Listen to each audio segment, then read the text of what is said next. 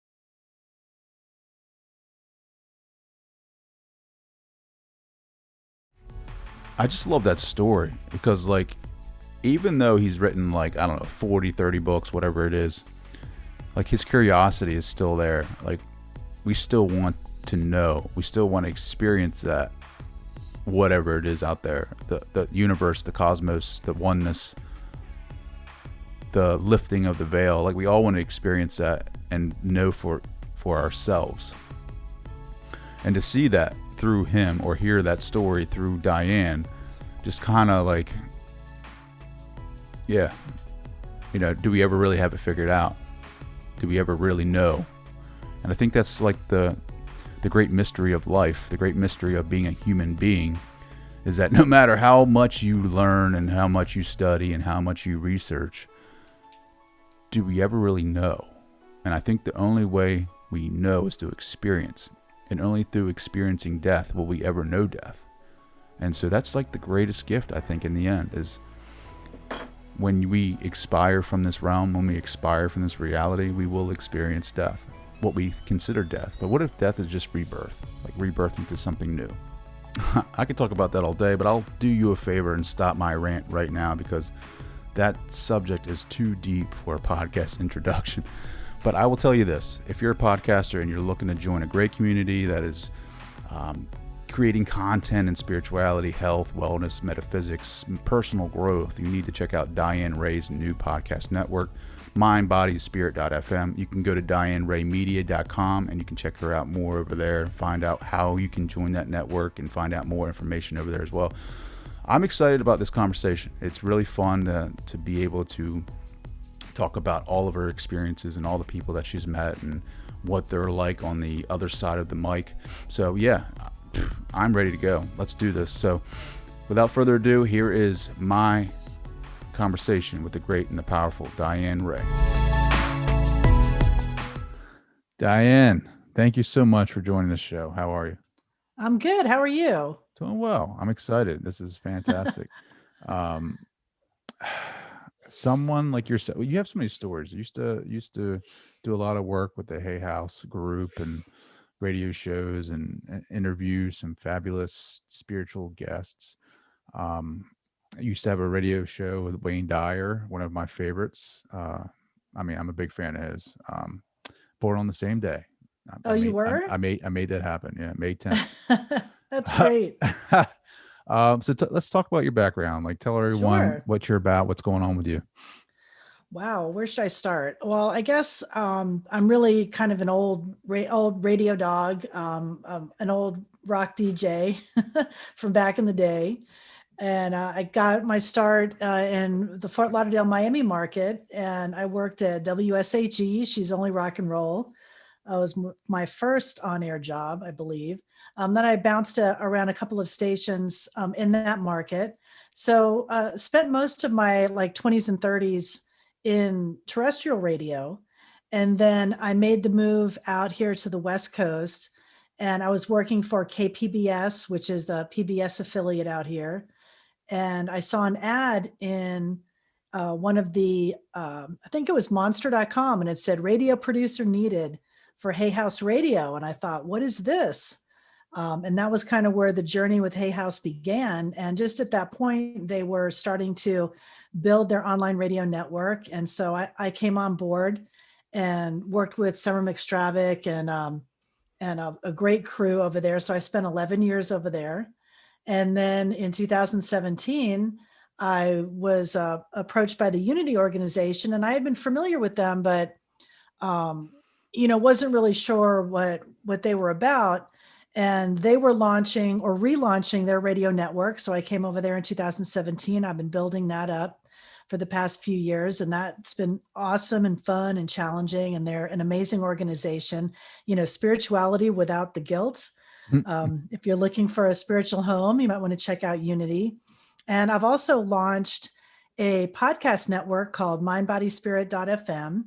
And that's something I've been working on, kind of my side hustle for the past year and a half. And we've got some podcasters on, and we just launched our free mobile app this week. So everybody go download that. Look at you. Big time. All kinds of stuff going on. Staying busy. Staying busy for sure. So tell me about, were you spiritual? Like, I mean, first off, like, do you consider yourself like a spiritual person? I mean, obviously, if you're going to work for Hay House, right? Did you know their background?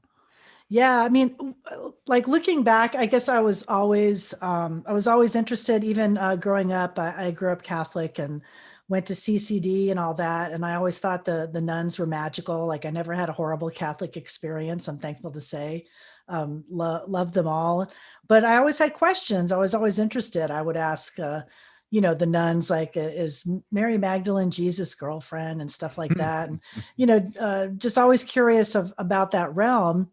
I guess I was the girl at the slumber party with the tarot cards and the Ouija board and, read ghost stories. So I've always had an interest in the unseen, I guess, the other world. But also, just really interested in spirituality and different religions. And so, yeah, I guess I've always had that interest. So when you went there and you started having these conversations, did it deepen that spirituality? Did it deepen your awareness, your consciousness? Oh, at Hay House? Yeah. I mean, my head just really opened up. I was really lucky and blessed to be able to interact with so many amazing teachers, learn meditation.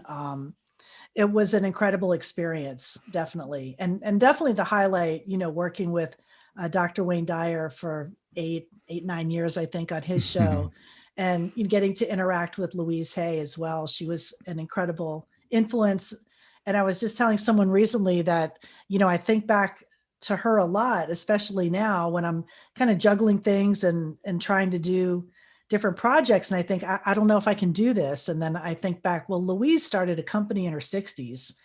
If she can do it, I can do it. Yeah. So I look to her for inspiration, because now I wonder, how the heck did she do that? I don't know how she did it, but she did. Yeah. I mean, she's even an incredible even Wayne Dyer started like out of the back of his car, like selling books and he did hustling, Your Erroneous Zones. He was hustling that book out of the back of his car with his young daughter at the time, and went on to, I think he wrote definitely over 30 books, 35 books. Oh, he wrote a ton. I'm reading, what am I reading now? The one where you did the translation of the Tao. Oh, yes. It's like he did. Change your thoughts, change your Yeah, life. yeah, I'm reading that, and I have to. It's That's the a good Audible one. version. It's the Audible, so I get to hear his voice. I keep going back, so it's like I don't get all the way through it. I just keep going back to re-listen because everything applies. Um, Tell me about you're in an interview with someone there, or in your entire career, and what was like that? Was there like just a pivotal moment, like a conversation, a thought, or just a conversation that was just blew your mind? There were many. There's a couple that come to mind. I mean, definitely there were a lot of really amazing moments during Wayne's show, because I would just kind of sit back and listen to people call in. And even today, I'll get a random email sometimes from people who will tell me that they called the show, and they'll say, "Hey, I wrote that book," or "Hey, Wayne gave me real inspiration to do something and I did it," and they're happy to share that. So I always love to hear those stories. One time there was a couple of really interesting things. One time I was interviewing a woman named Karen Noe, who's an amazing medium, and she's actually done a lot of work. She's good friends with the Dyer sisters, Sage and Serena. And I had not talked to her many times, and she was someone new that I was interviewing. So we were at the break during the show, and she asked me a random question. She goes, "Do you have a cat, a light colored cat with blue eyes?" Yeah. And then she goes, "Is his name George?" I'm like, "Yes." And she goes, "I just got a message that your mother wants you to know that George sees her. And when he's staring up at something, that he's looking at her, and she comes to visit and just, wants to see how you're doing." And it totally blew my mind, and it freaked me out so much that I was really flustered trying to get back into the show after the break, because I'm thinking, how the heck did she know I had a cat named George? And I'm thinking, did I post anything online? Did I put it on my Facebook page? And I hadn't posted anything because it was a cat, I hadn't had a long time. So that kind of blew me away. It's like, Wow. how did she know that? So sometimes there were weird things that would happen like that. People would tell you things, but I always made it a point never to ask any of the teachers or particularly mediums. Like I wouldn't say, "Oh, give me a reading," or, I always felt that was not a respectful thing to do, I guess, when you were working with someone in that capacity. So I never asked, but when people gave you unsolicited information, that was always the most interesting. I can imagine. I mean, I don't know how you come back in the room after that. Now you're realizing this person's legit. It was funny. I was like, what? And then, I had to jump back into the show. Oh, professional. Some amazing teachers out there. Yeah. And there's always, that question, how did they know that? Sure. No, it's amazing.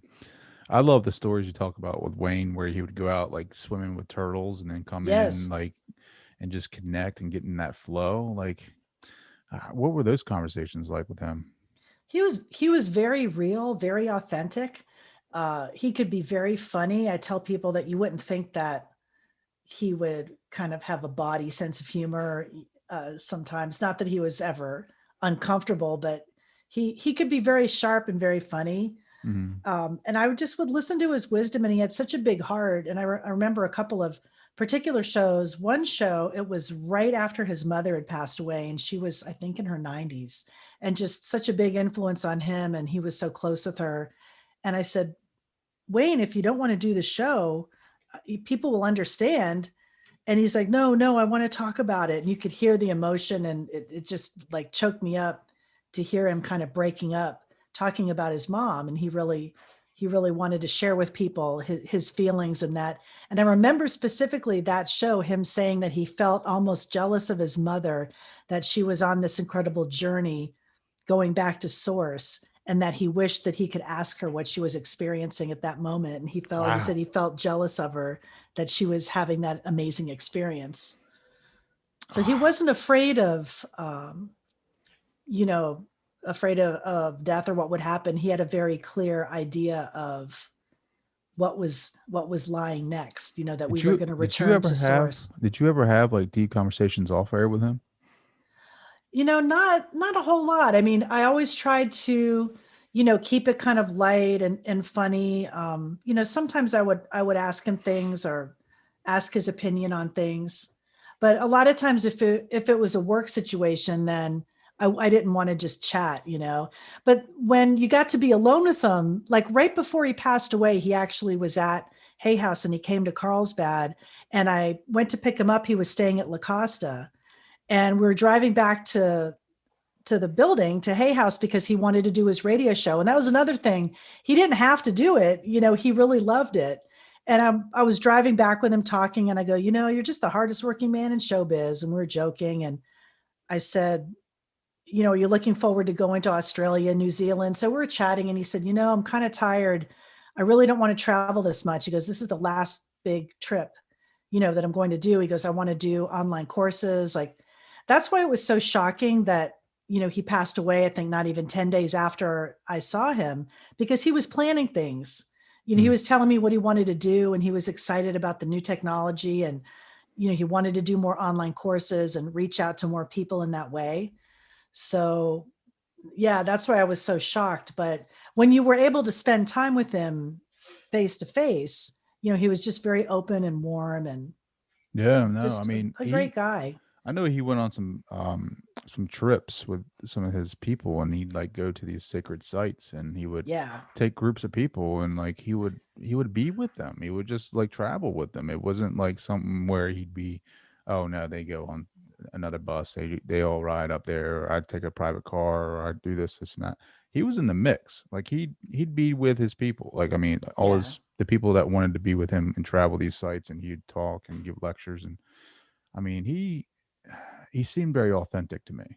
He was, and his message, he really believed it. He really wanted people to not die with their music still in them. He wanted people to believe in themselves and to know that they were loved. And he had a lot of wisdom. He was probably one of the smartest people I think I've ever met. He read everything. Sure.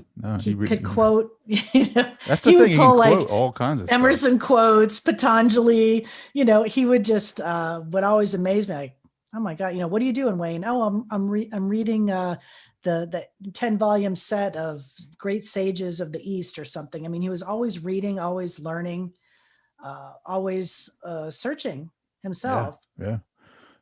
He could just, I mean, all of his, I'll watch YouTube and he'll just pull something out. Just pull something out of out of thin air. Like, it's like crazy. But getting back to you, how has that affected you in your work now? Like, do you want to, like with your podcast network, do you want to grow something similar to that?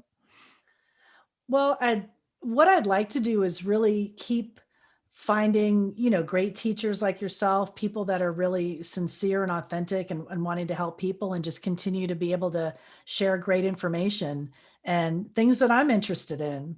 I'm still interested. I'm still searching, still looking for the answers. Looking for the answers. Yeah, I'd like to continue to grow things, and who knows what will happen. I mean, I still love working with Unity, and it's been great learning what they're about and their philosophy and their teachings. And it's so interesting how it's so synchronistic, or, very tied with a lot of things Louise taught. Mm-hmm. Unity teaches affirmative prayer. Louise taught a lot about affirmations and the work that she did with AIDS patients and things like that in the 80s. Just, so I can see where the influence, although Louise was a science of mind teacher, I could see where it all kind of ties in, a lot of the new thought philosophies. It's been a real blessing to work with them. Oh yeah. I can imagine. I'm kind of jealous that you did. What are you reading now? Like, where are you at? Like, what are you learning? Oh, wow. I know you're busy. I know you should see my desk. It's like, what am I reading now? What makes you curious? I just got a new book today, actually, by Dr. Amit Goswami, who wrote, I think it's called The Quantum Brain. So I am interested in that. I mean, I hear George. Is George back there? That's actually Gracie. George, unfortunately, passed away last summer. I can hear it was heartbreaking. Yeah, try to ignore Gracie. No, I think Gracie sees your mom coming down. She might. She might. She's a talker. She's a talker. That it totally threw me off of. But I'm always reading something. I mean, I read magazines every day. I read my news feed on my phone. But the Dr. Goswami book, I'm interested to dive into that because the quantum physics world, some of the things that are being taught and revealed, and it's like magic, but real. Real magic. Have you read Physics of God yet? No. Oh, you got to read that bad boy. Who wrote it? Oh, what is his name? I am forgetting for some reason, but Physics of God has all of the big time players in it. Excuse me, Joseph Shelby. Yeah, Joseph Shelby. I'm interested. I know it's I'll funny put it on my list. Amit Goswami writes the forward for that. Oh, okay. Yeah, he's been around. He's super smart. I'm interested to talk with him. I'm going to be taping him for something coming up in the next month. I love that guy. He loves love, man. He does. He's all about the love, the heart, and yeah. Well, we need more of awesome. that. That's for sure. For sure. I mean, I think it's hard, right? The ego comes into play, ego in, that dualistic mindset and thinking that we're all separate and that, I don't care about what Diane's doing over there. I'm doing my own thing, but in reality, we're all connected and but you hear that all the time. People are always like, oh, we're connected, one love, but it's true. Like it is true. How can it not be true? I mean, right. The quantum field connects us all. And Lynn thought can McTaggart. travel. Yeah. Yes. Lynn McTaggart's work. Lynn McTaggart. Yes. The Power of 8. Oh, The Power of 8. Phenomenal book. Yeah. You read that kind of stuff, like, your head just blows up. Wow. There's so much to learn. Well, what I learned was like the intention of it, right? And how she came about to get the 8. Like, how did you find all this? I mean, obviously she did a lot of research. She's a very good investigative reporter, and she dives into the data and learns all she can about the quantum field, and then she starts learning more research, and then she starts creating her own little studies, and she comes up with these intention groups, and then she narrows it down from hundreds of people all the way down to 8, and they're making massive improvements on individuals' lives just for having prayer groups. Like, it's insane. Like, I just wish I knew more about it. You know what I mean? Like, yeah, there's always somewhere to go. There's always another direction or another book to read or another great teacher to learn from. The rabbit hole will get you every time. It does. You can go down the rabbit hole easily. So yeah, I'm always looking, and I'm hoping to present some interesting people. And like with the Hay House show, my job was more or less to interview Hay House authors and people that we were promoting within the company. But it's been nice having the freedom of having the show on Unity, because I can really talk to whoever I want and, explore some things that I'm interested in, and they're totally fine with it. Who are some top guests that you have over there on Unity? That I've spoken to recently, or just in general? Recently. Here, I'll look at my calendar. Let's see. Oh, I taped this guy that's going to air this month, Alan Steinfeld, and he wrote this incredible book, Making Contact. It's really timely, especially with all the UFO information and activity that's popped up recently. So that was kind of fun. And I enjoyed speaking with Carrie Richardson last week's show about clutter, because you can't really see my messy office, but I'm kind of a pack rat. Carrie Richardson. Why is that name so? Yeah, it's Cheryl Richardson's sister. And she's an amazing teacher too, in her own right. Well, I love Alan Steinfeld. He kind of paved the way for us, right? I mean, with interviewing people of alternative beliefs with his what is it, New Realities, his YouTube. Yes. I mean, he had like Dr. Joe Dispenza before he was Dr. Joe Dispenza. I mean, he has so many crazy guests on there. I like Dr. Joe too. He's got a great message. Oh yeah, for sure. I love that. I mean, did you know Dispenza, he started out in the Ramtha camp, Like he Isn't started that out funny? yeah, it is funny. And then he broke away from that for whatever reason. And Yeah, I think he's trying to move away from that affiliation, I guess. yeah, yeah. But I mean, it's you just see, like, I mean, you hear this, and then that was before, like, when I heard of Dr. Joe, it was before the guy was into channeling or whatever. Hmm. But I loved his message. But his message is very aligned to what Ramtha was teaching in his teachings, and Jay-Z Knight, and the power of thought. Even Wayne Dyer, a big time uh, pro. What do you want to call it? It's not law of I guess maybe law of attraction. Oh, he was a big Hicks fan. Yeah, Wayne that's right. He Dr. Dyer was. was, yeah, Abraham Hicks. He did a whole series with Esther. Did you ever get to meet her? That was, yeah, I was just remembering that. That was really interesting. I was able to be, well, I just started at Hay House, and I went to, and one of the first events I went to was in Orlando, and I saw Esther and Jerry do their thing for the first time. And I was like, wow, that's pretty amazing. Watching her do it is a lot more interesting than just listening, because her whole demeanor changes when she kind of closes her eyes, and then it's bizarre. It's like, you're like, something changed. It's subtle, but there is a shift. And then she'll just go right into transmitting the messages from Abraham. So that was a trip.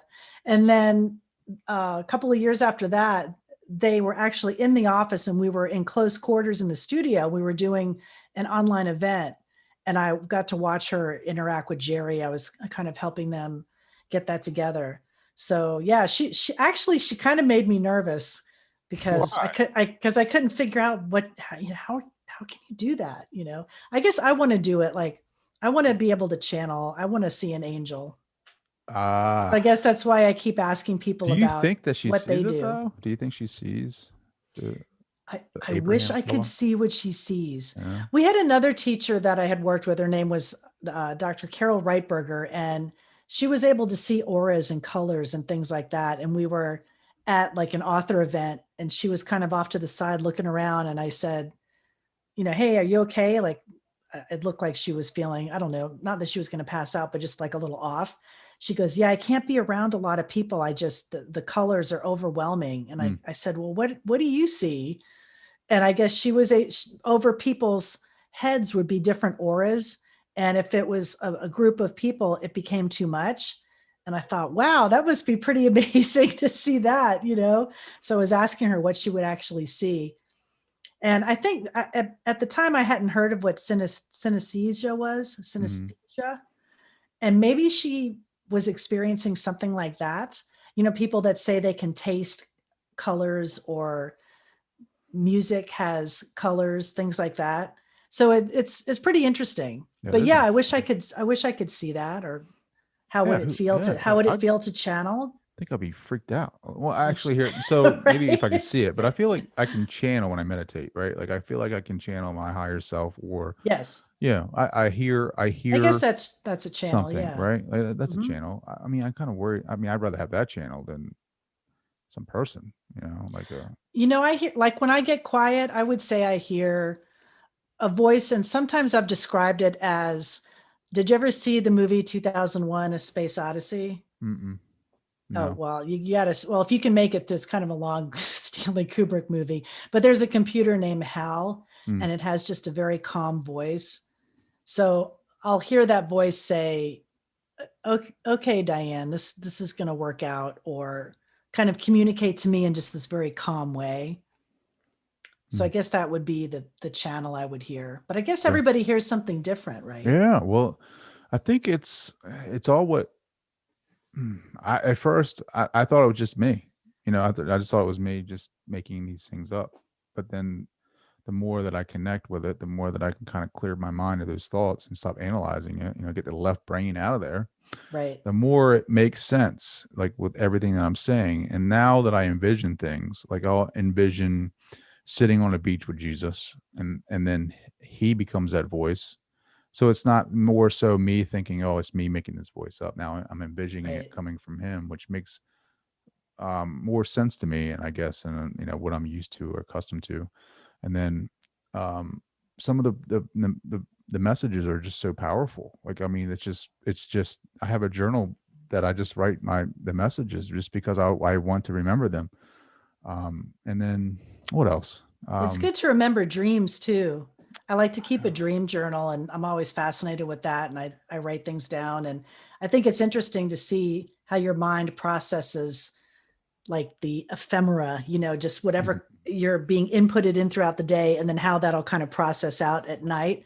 And a lot of times it's just maybe gobbledygook or something that you can figure out the message. But when you write things down and then you come back and look at it, it's really interesting. And the more you do it, your recall gets a lot better. Have you ever become lucid in a dream? I've only had that happen a couple of times, but it is a really freaky feeling when you're dreaming and you go, this is a dream, and you're telling yourself in the dream that you're dreaming. It's just a weird feeling. Yeah. And I think being able to pay attention to feelings and gut feelings, and I've had that happen time and time again when I look back, when I've had certain feelings and they're always right. It's always right. Isn't that it should be like the rule that the rule of thumb should be whatever your gut says is the way to go. I mean, for the most part of my life, we're antennas. Yeah. Receivers. That's why I'm so about like, one, I think knowledge is the path to enlightenment, right? I think, whatever enlightenment is for you, I think, eating right, working out, I think we are antennas, and to do these things, it fine tunes that so that you can access higher levels of consciousness and get higher levels of data that's in the field, the quantum field that we were talking about earlier. Yes. The more that I learn about that, there's information everywhere. Like the space in between the wall and myself is not empty space. It is so much information in there. And with the higher, what is that saying? When the student is ready, the teacher will appear. I feel like That's the same thing with consciousness. When the antenna is ready, the information will appear. Like you'll start getting transmissions, thoughts. You'll get ideas that pop up, aha moments, that are just kind of like, man, where'd that come from? I wasn't even thinking about that. Yes. It's like consciousness. It's the universe giving you what you're ready for. And people will come in your path. I mean, I've certainly experienced that, especially over the past year and a half, where you'll meet people. And Louise Hay said this all the time, when you're on the path and you're heading in the right direction, doors will open and people will show up, and you just have to accept it and not be afraid. Don't start asking questions, just keep going in that direction. And then the next door will open, and the next. Keep going. That's a story of my life. Like, seriously, keep going. Everything that I watch, it's funny how the universe presents things to you, because it's like, as soon as you get like to, I'm not going to lie. Like there's been times where I've questioned, what am I doing with this? Like, what is my mission?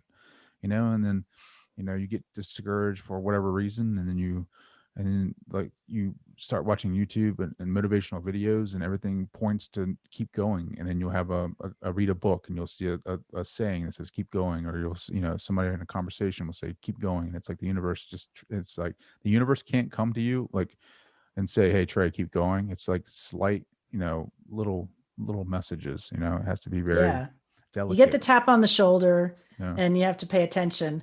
I've had that happen too, where I remember one time having to make a big decision, and I was just stressing it, and I was stuck in gridlock here in Southern California on the 5 and it's bumper to bumper. And all of a sudden this car pulled up in front of me, and I looked at the bumper sticker and it said, "Be not afraid." And then the car just took off. And you could say, was that random? Probably, but I saw it. Scientists will say that, but right. But to me, it was meaningful. I happened to see it. I could have ignored it. I could have just totally disorded it. But I thought it was a message. Yes. Yeah, you saw it in that moment, in that location. Yeah. What are the odds of that ever happening? What are the odds of us being here right now? You and I having this conversation. Like it's, scientists can say all this stuff about probabilities, but it's like, ultimately subjectively, how do you feel in the moment that you receive that?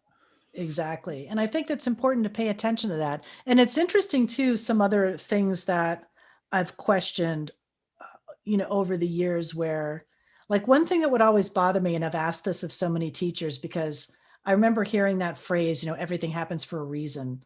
And it would always bother me because I don't really think that everything's mapped out and predetermined for us. I think we do have free will, and I don't believe that anymore. Like, I don't really think, I think we apply reason to things, but Mhm. not everything happens for some, divinatory reason for Mm. that, Well, like, free will, right? right. I mean, what could be the reason for the guy that didn't fly home that day that you know, the horrible crash in Florida, the condo collapse? Was it some, divine intervention? I don't know. Or maybe he just decided to stay home that day, or the guy that stayed at his girlfriend's and didn't go home when that condo collapsed. Mm. Was there some divine reason? Maybe, maybe not. But maybe he thinks there is, and that affects his life going forward. Maybe he'll make changes because he believes that. Yeah. I mean, you can't prove it, right? There's no evidence, physical evidence of that, but it doesn't matter. It's what you feel in your heart. And that's what God is. God is subjective, Exactly. just because look at the Bible, right? I have a book that says Jesus walked the earth. This is his message. Oh, but I can't prove that physically because there's no evidence. I mean, you can say, I'm sure the Catholic Church may have evidence, or some higher source, or some secret, group. But Trey Downs, don't have evidence of that. I have this book here telling me that Jesus walked the earth. I don't need to believe that. I just know that I have an intimate relationship with that person, an entity, and that's all I need. I don't need anything. I don't need anyone telling me whether it's true or false, because I feel like I've been doing that my entire life anyway. I feel like I've been letting people telling me what's true and false for too long. Now it's Right. Trey Downs needs to figure it out for himself, and whether that's you need to reprogram the entire unit, then that's what we got to do. But yeah, I think as long as whatever message is there, whatever sign is there, whatever makes you feel in that moment, whether it's a sign or not, that's what matters. It's whatever's in your heart.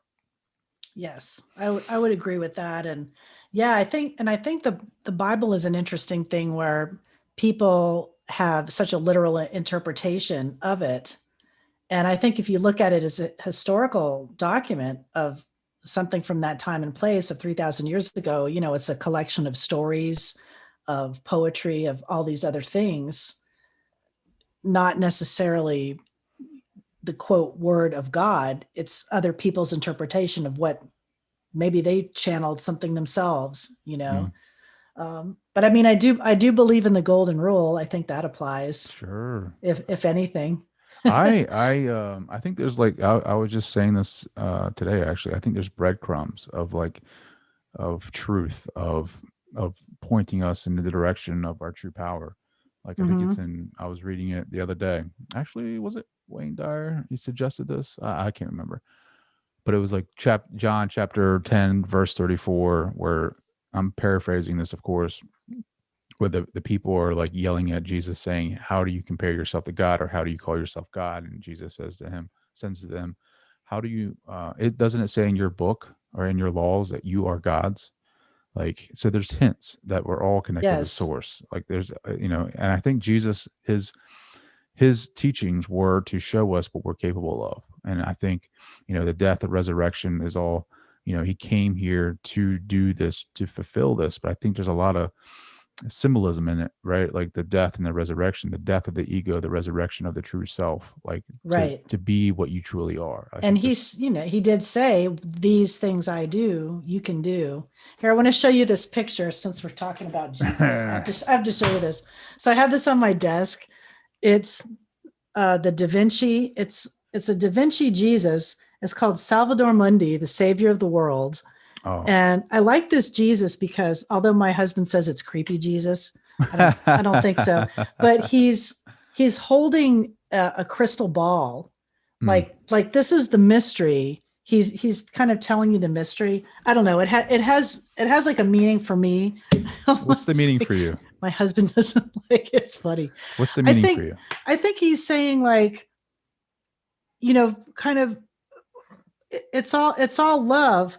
But here's the crystal ball. Like here's the mystery.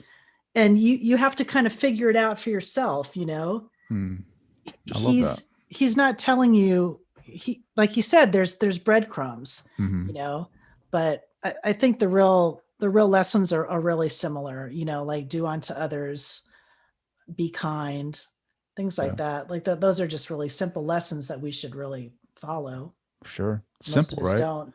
Very very simple rules, but truth is simple, but we make it complicated, right? We do. Diane, I could talk to you all night. I know we're on a time limit though. We started getting into these deep subjects. It's hard to stop. Sure. Well, did you want to talk about anything else specific? I mean, I can talk about everything. You asked me something someone wouldn't know. Yeah. And what? Yeah. Tell me that. I told you I was a big Led Zeppelin fan. Ah, nice. But that's not quite a stretch from working in rock radio. You worked at rock radio, so I assumed something like that. I was back selling the Led Zeppelin tunes. I did classic rock radio for a long time. Big 106. I did jazz radio. I love music, but I have no musical ability whatsoever, or cannot sing either. Well, do you have a podcast now of your own?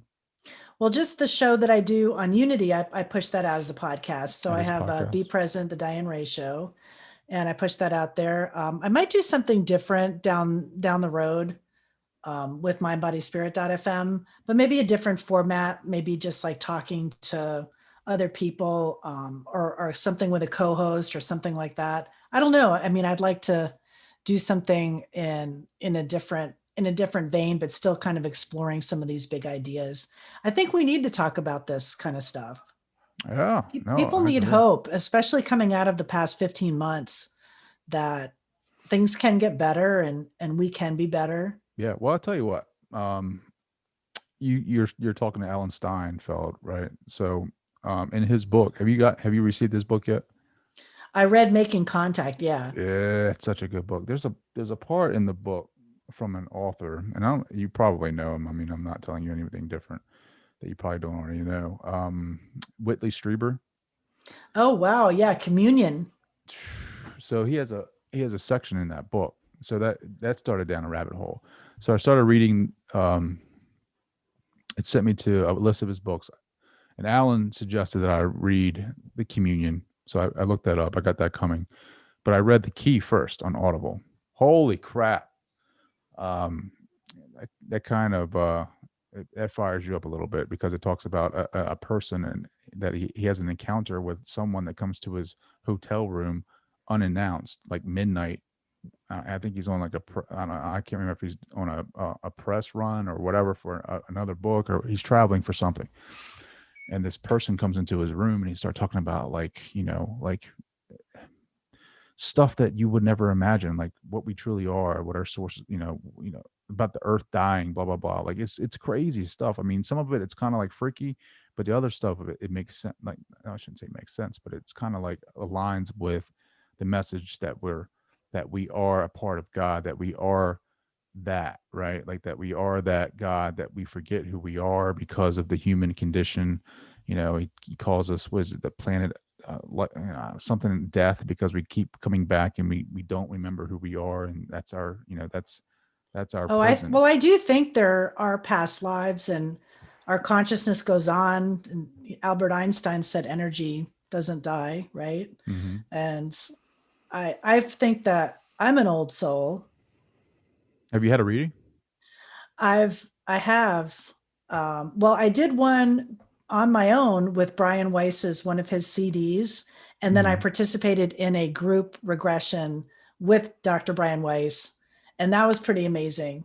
And it was funny that I got hits or just information on a couple of different lives.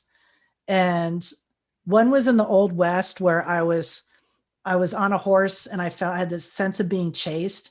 And I looked back behind me to see who was chasing me. And that was the only glimpse I got. The other one was I was on a wooden ship, maybe a whaling ship, and I could hear the creaking of the wood and, smell the ocean. I mean, you can get really amazing detail. Sure. And it's pretty interesting. And I love his work too. I remember reading Many Lives, Many Masters, like back in the 80s, and just that blew my mind. It's an interesting Well, stuff. it blows all of our belief systems. No, I shouldn't say belief systems. I guess it blows a lot of, well, depending on where you come from, but it blows it out of the water, that foundation, right? I mean, Hmm. some people don't feel comfortable with that. Like they want to think that we come here and we get one shot and we go to heaven or hell. Like they Right. think that we keep coming back, coming back, coming back.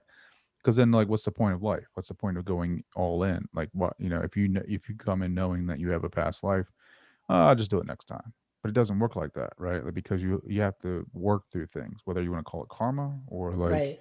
the soul's progression. Like there is I do think that there's an end goal, like to reconnect with source. And in order to do that, we have to work out all the junk that we've accumulated, whether it's a good life or bad life.